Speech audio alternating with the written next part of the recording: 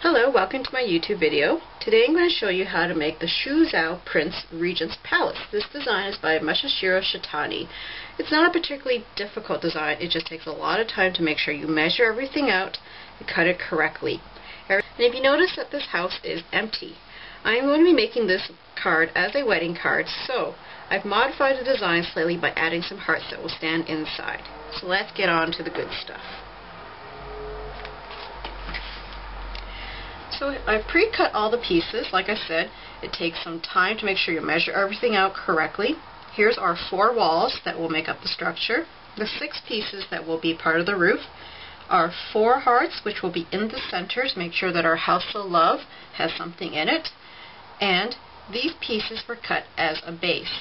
Now, original design shows that you just sew the house right into the card. Through years of experience, I've noticed that it's a lot easier to sew it into a base than into the actual card, especially since the actual card will be covered with this nice, beautiful, thin paper. It's a lot easier to sew it into a piece of cardstock. It's got a little more weight to it, and it's a little easier to play with. Okay, let's assemble our palace here.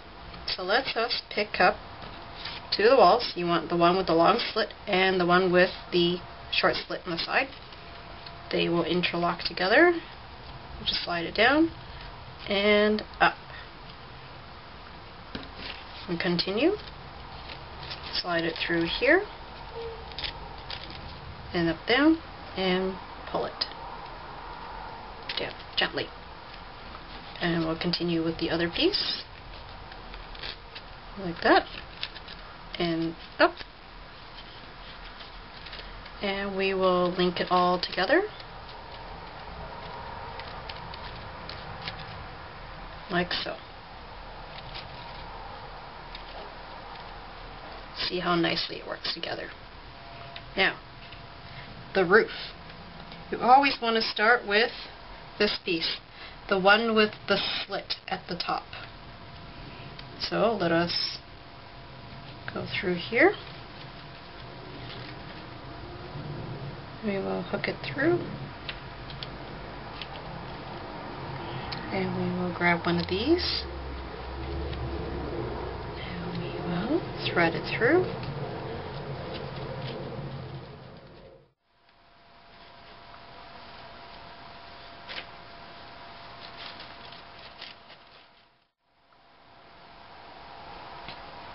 This is the trickier piece because it is the very last piece, so I'm just going to hook it in.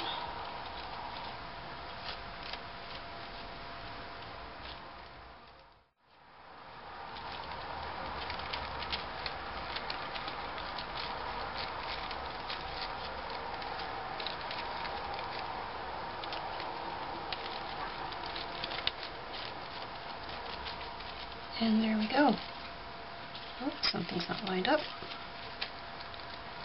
There we go.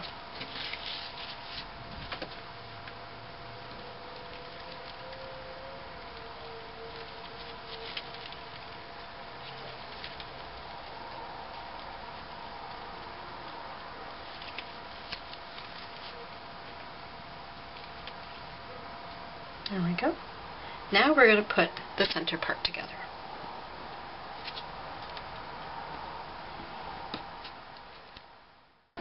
Welcome back. Okay, to save time, I've pre-assembled the hearts.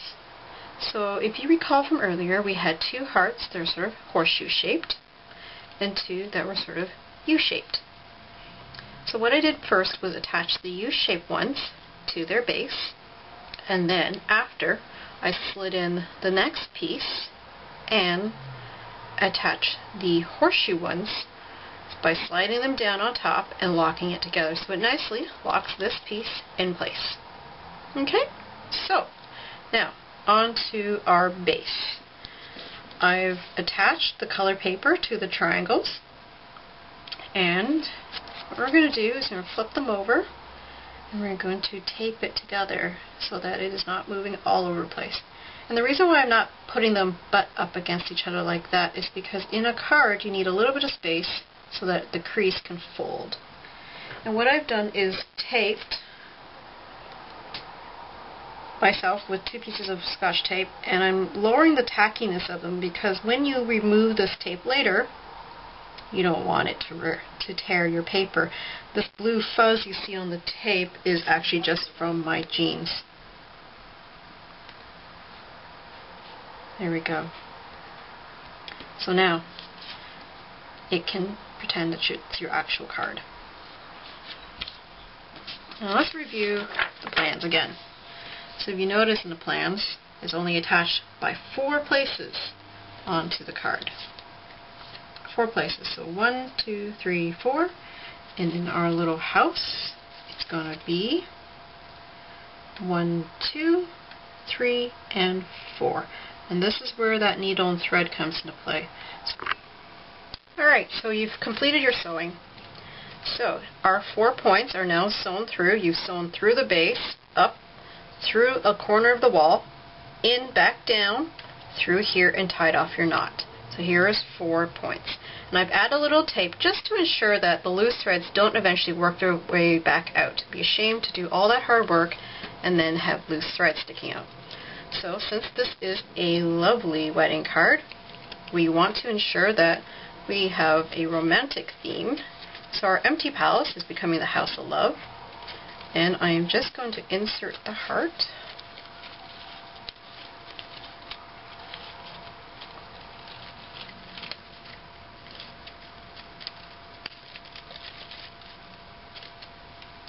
There we go.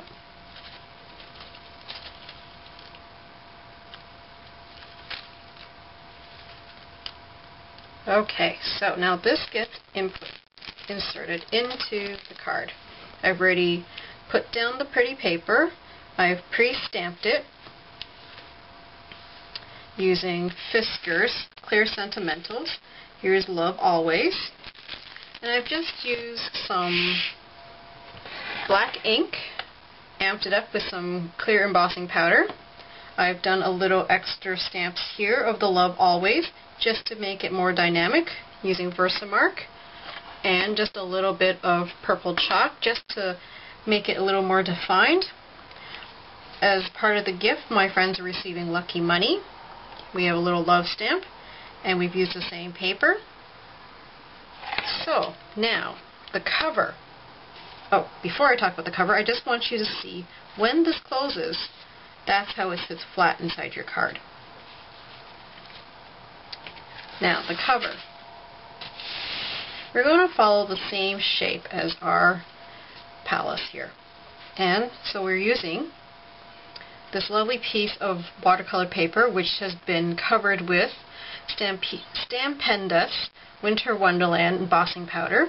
I have an embellishment which will sit on the top, and this piece of paper has got some overhead plastic attached to it and 2 layers of foam which have been all glued down using zip dry glue, which is wonderful, has never let me down.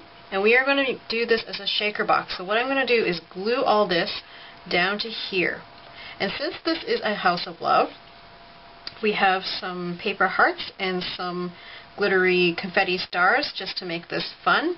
And this will be on here. And I will fix this all to the front of the card. We've now glued all our parts together. Here's our shaker box. You can see the hearts move around quite nicely inside.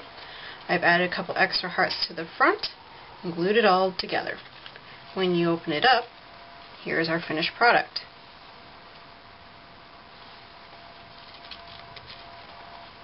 I hope you enjoyed our video today and learned something new, or if you're one of my many friends who have received this card for your wedding, I hope you enjoyed seeing how your wedding card has been made. Thank you very much and hope to talk to you again.